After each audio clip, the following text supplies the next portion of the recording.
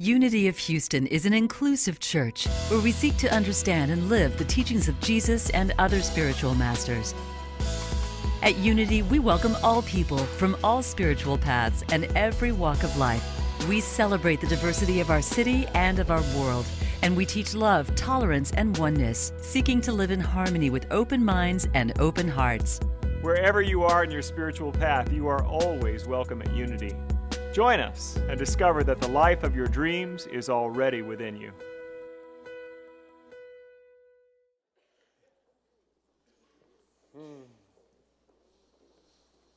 Today it is week 5 of our our Adventures in Faith, Transformed by Truth series, and we're talking about finding the secret place. It's based upon a verse from the Psalms. He who dwelleth in the secret place of the Most High shall abide in the shelter of the Almighty. There's an idea that there is a place of connection and communion with the divine, and in that place there is no harm that becomes us, no worries or fears, that we are in this space of love and transformation, of possibility, of a truer reality of who and what we are. That's what we're going to step into today. But first, a joke. As I said, when we're really moved, like we were with that song, there are no words to adequately describe it, but I'm a preacher. We always have words. Words are fun. I like to have a little fun with them. You know those two-way radios? What are those called? That's fun, right? Walkie-talkie. That's what you do. You walk around, then you talk. Well, what if that same guy named a lot of other things as well? Do you know what he would have called stamps? Licky-sticky. Defibrillators might have been called hearty-starty. What do you think he would have called bumblebees? Fuzzy-buzzy. A fork is a stabby-grabby. A spoon is a soupy-scoopy. A nightmare would be called a screamy-dreamy.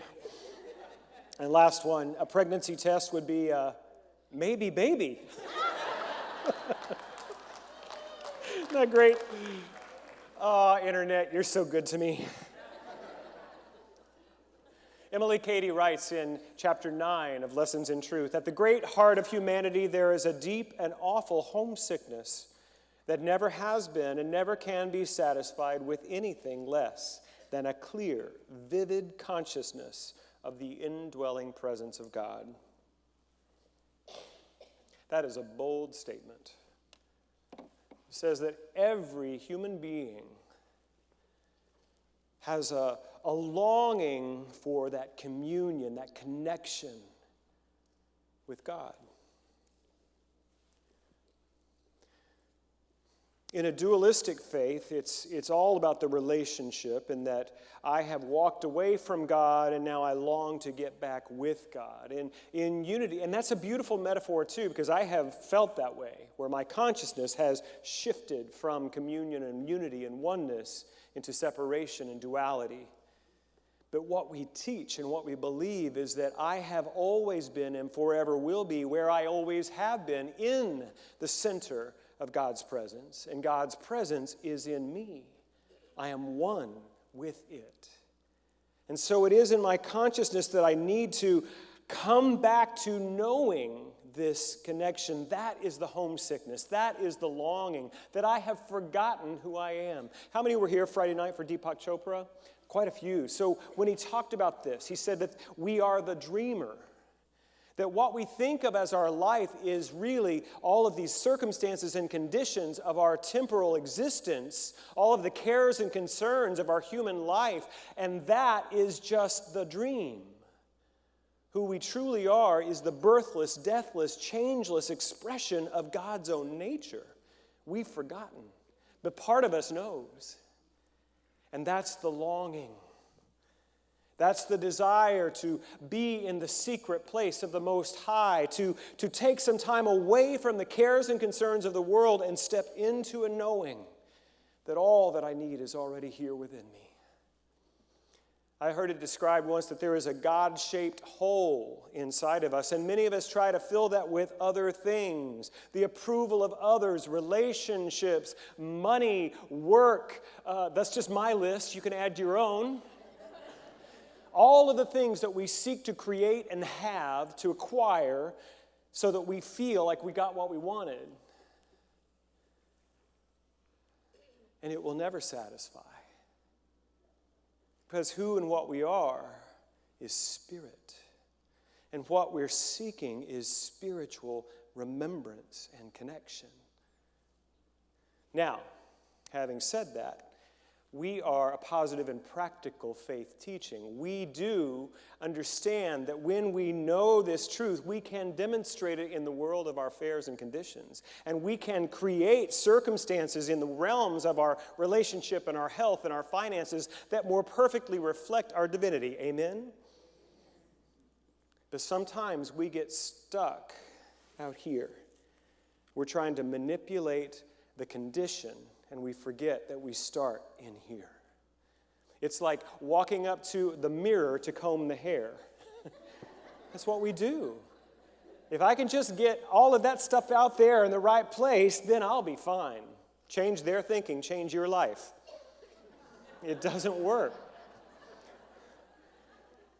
That we begin in the secret place. Why is it a secret? Well, she answers that, Dr. Katie does in the book.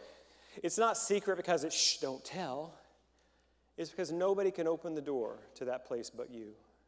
Only you hold the key in your consciousness to return to the infinite indwelling love of God. You can't take a workshop or read a book or listen to a sermon, not even this one, and it's a good one. Not going to get you there. It is the volition, the choice you have to live from your truth or not. How do we get there? We're practical in unity. I love practical application of spiritual truth. That song that Siobhan sang. I'm alone in a room with you, God. If you're not making space for your spiritual practice, you're not giving yourself the opportunity to remember that God dwells within you. So most teachers will say, give yourself time every morning, 20 minutes for meditation, maybe an hour, read something inspiring, do affirmative prayer work, but just create time in your world. I know you're too busy. We have retired people in this church that are busier than I will ever hope to be. We can find so many ways to make sure that we know we are too busy to have quiet time with God. I have used every excuse several times. But my desire for wholeness will always remember. I invite you into a practice of daily meditation and prayer. We have our beautiful new members right over here. Let's give them some love. We're so happy you all are here today. And I know some of you you are so busy. I know the Texans don't play till 3 o'clock today. No need to rush out. I would invite you to stay just an extra 5 minutes for our new member ceremony today to welcome our brothers and sisters. It's going to be powerful. We had a great class on Tuesday night welcoming our new members. And for the first time, and I've been a part of probably 15 or 20 of those orientation classes, I would say a third of our new members talked about our meditation time in services as being their favorite part of our church. I feel like that we're all being called to a deeper experience of oneness and stillness. And I would tell you, the more chaotic and noisy the world gets, the more we need that time in the stillness. Amen? So I invite you into it. Emily Cady has something to say about it. I have several quotes from her book today. She says, in nearly all teaching of truth, from the purely mental side, there is much said about the working out of our salvation by the holding of right thoughts, by denials and affirmation. That was week 3. This is all good, but there is another side that we need to know a little more about. We must learn how to be still and let Spirit, the I Am presence, work in us, that we may indeed be made a new creation, that we may have the mind of Christ in all things. We are an active and engaged culture. We like to get stuff done, and the New Thought movement could only have happened in America, I believe, because we want to learn how to transform our lives to better demonstrate who we are. We want to do stuff, good stuff. We want to accomplish and achieve. Anybody else one of those? Is it just me? No, I know who you are. We have a lot of valedictorians and magna cum laudes in here. We have a lot of people who work hard to achieve something good in their lives, and I applaud it. I am that. I like it. And we can get so convinced of our ability to work hard and achieve that we forget that our true value, our true worth and meaning in this life doesn't come about from doing. It has to do with being. And so you were invited into an experience of being. You've heard the whole thing. Plato was we do and then we be. Spiritual tradition tells us we be and then we do. And Frank Sinatra said, do be, do. It's not an either or, but we begin with being. There's a passage from the prophet Isaiah, which I would like to share with you. Many of you know this. It's one of my favorite verses. It's actually Isaiah 40:31. This is in the King James, which is this. I love the King James. It's, God didn't speak in King James English, right? That was written originally in Hebrew, translated many times to Greek, and then from the Greek, not from the original Hebrew text, the King James was translated into the language of England at the time, but it's beautiful. It's the time of Shakespeare.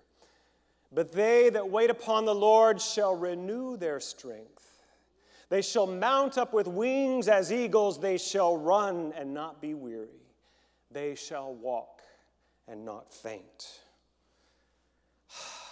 It is poetry, isn't it? It lifts us.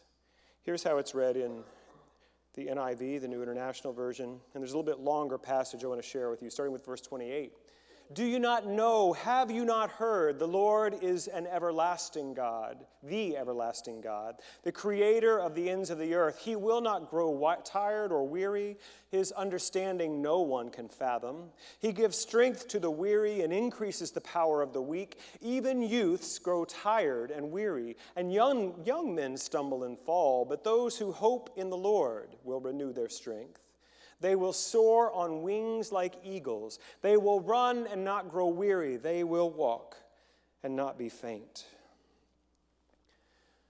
In the Jewish tradition, you would never say the name of God. It's translated here as the Lord. In the Hebrew letters, it's YWHW. Y something, Yahweh. Yeah, that's it. YHWH. That's it. Thank you. See, it's too holy to pronounce. And that's it, that everything we can say about God, we're only speaking in metaphor, because God is infinite. So any gender we assign to the divine, any name that we give to the divine, it's just trying to stick a Post-it on a whirlwind. We can't get our arms around all that God is. But these names are useful because they point us to the right direction. And this name, which we would sometimes translate into English or our language would be Jehovah or Yahweh, it has deep roots in a meaning. There are two parts. The first part means the absolute and unchangeable one. The existing, ever-living, as self-consistent and unchangeable. And the second part is the one ever coming into manifestation as the God of redemption. There's a lot in those four letters. There are two aspects to the divine which we need to step into with greater experience if we're going to have a life of wholeness and completion as spiritual beings. The unformed, the unnamed, the pure potentiality, the source of all that is, that never changes. That is God. And there is also an aspect of God that always changes, always reveals, always evolves, always gives of its nature into experience. There is the part that is still and the part that moves. this is true of you. And we spend so much time focused on the part that moves. We need to spend more time in the part that is still.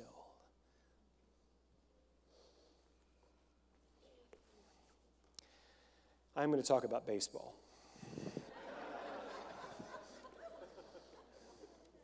We were down 0 games to 2. It's tied.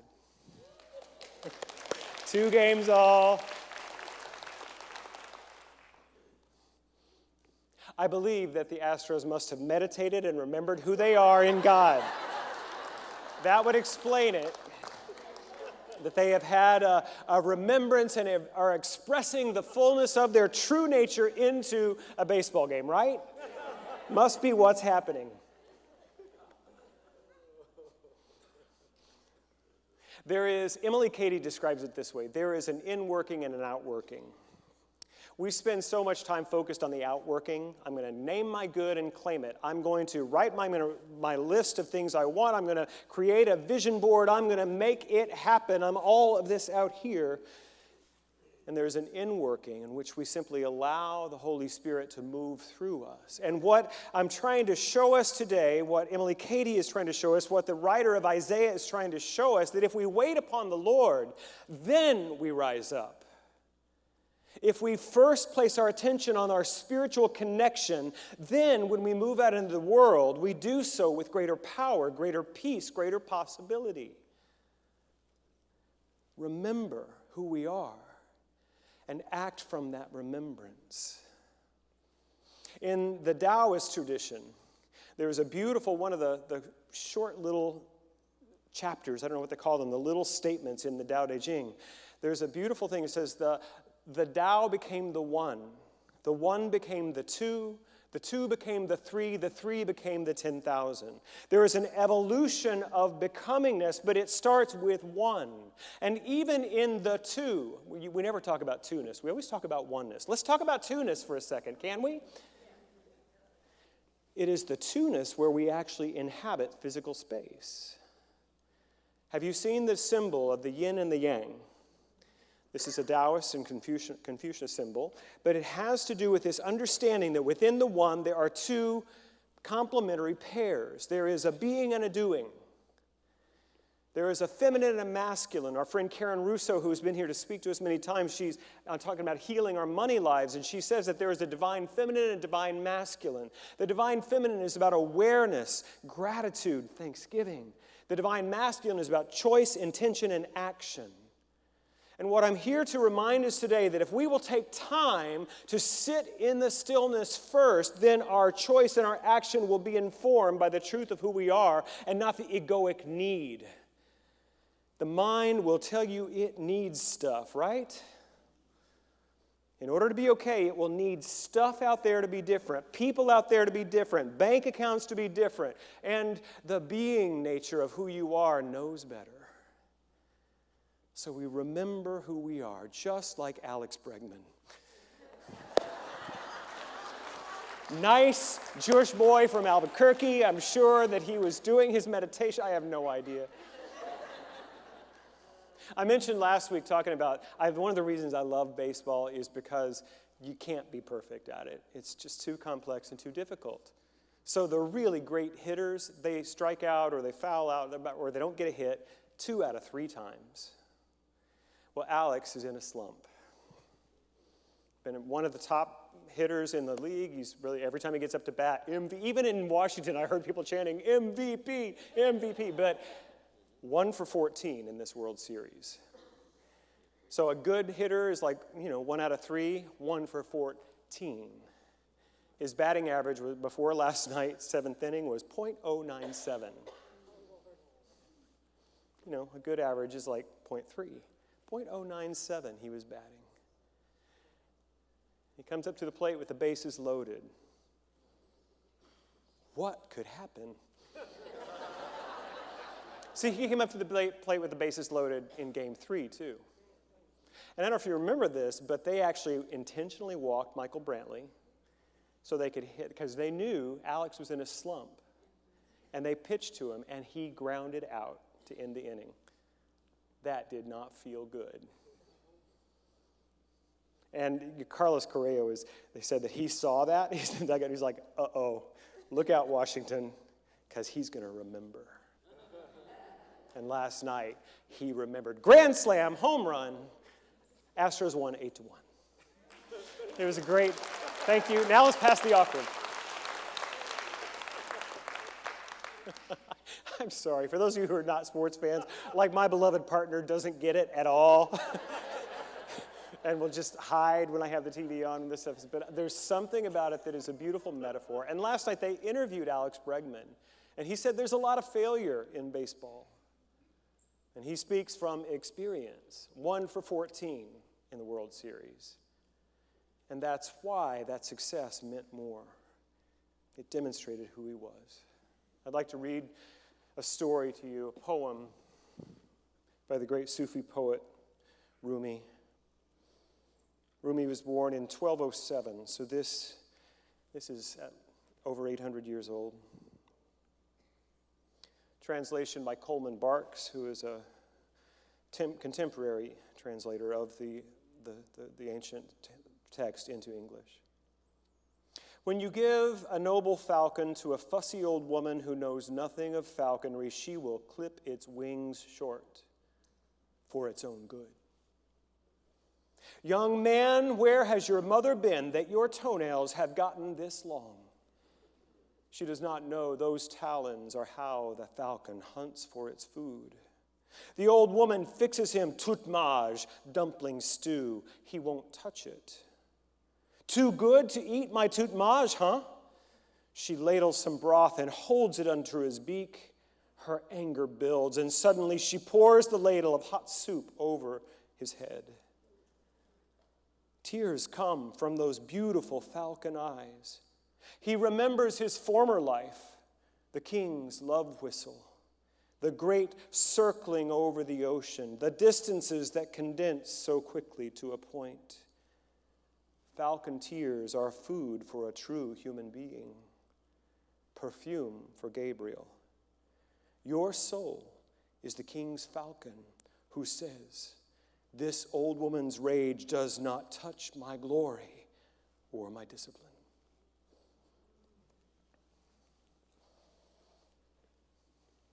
Do you feel the power in that old poem?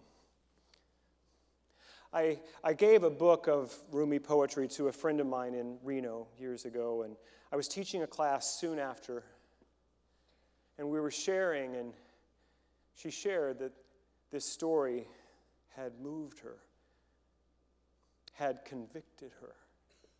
She shared for the class through tears that she had realized, yes, she is that noble falcon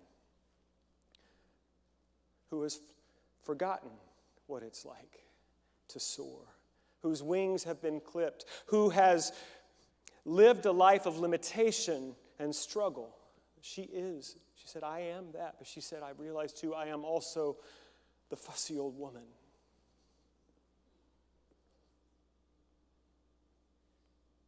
There is a voice of a critic inside every one of us who says, no, you can't. Who do you think you are? Why would you ever think you could amount to something? It's awfully quiet in here. Am I the only one that has this experience in my head?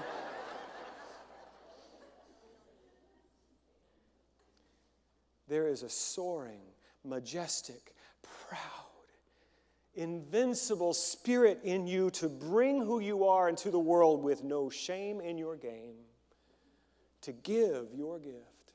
And there is a voice that says, no, not good enough. Who do you think you are?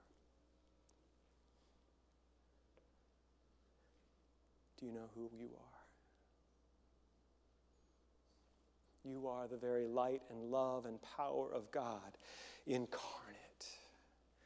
waiting to be delivered into your life's experience with joy and freedom and power. You are here to experience your wholeness and your greatness. Sometimes that I don't know why he chose a woman instead of an old man to be the fussy old person who knows nothing about falconry, but it may be the voice of your mother or your father that you have adopted as your own inner critic. Not true. Not you.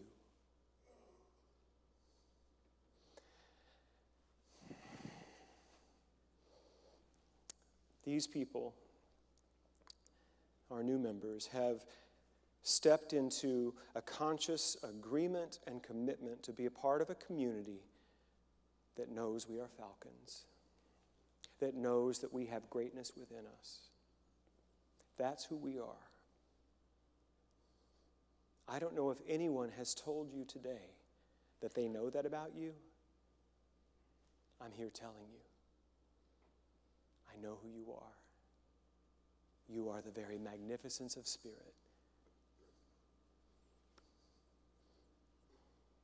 Batter up. I love you. God bless you. Thank you for watching this message today. I'd like to invite you to join us in person here on campus at Unity of Houston for Sunday morning or Wednesday evening services.